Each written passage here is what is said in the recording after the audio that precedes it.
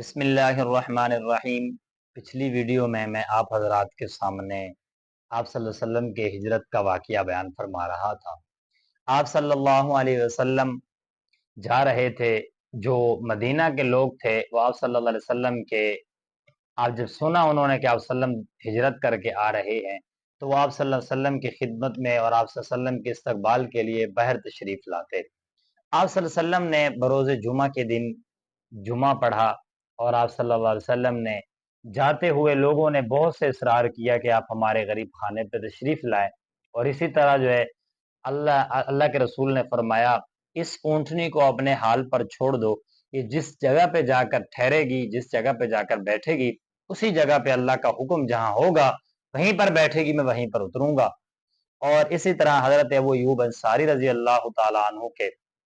گھر کے قریب جا کر بیٹھی، پھر آپ صلی اللہ علیہ وسلم وہاں اترے اور کافی مدت تک وہاں قیام فرمایا۔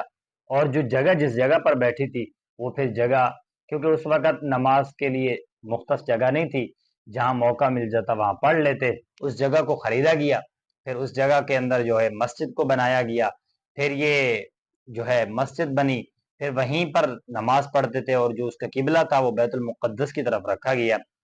تو اس وقت جو ہے ہجرت اللہ تعالیٰ کا حکم آ چکا تھا، بہت ساروں نے ہجرت کی، کہ ایسے لوگ بھی ہم نے کتابوں میں پڑھے ہیں کہ جو ہجرت کی کرنے کی طاقت نہیں رکھتے تھے، اس کے باوجود بھی وہاں سے نکل پڑے اور راستے میں ہی ان کی وفات ہو گئی۔ اور اسی طرح جو ہے آپ صلی اللہ علیہ وسلم نے بھی اپنے اہل و عیال کو بلا لیا، حضرت ابوبکر صدیق نے بلا لیا،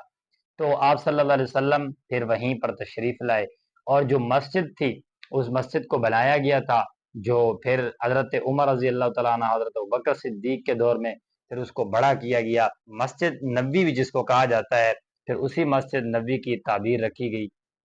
اس مسجد نبوی کو بنانے کے لیے وہیں پر جو ہے آپ صلی اللہ علیہ وسلم نے جگہ خریدی، پھر مسجد کو بنایا، جس مسجد کا نام مسجد نبوی ہے۔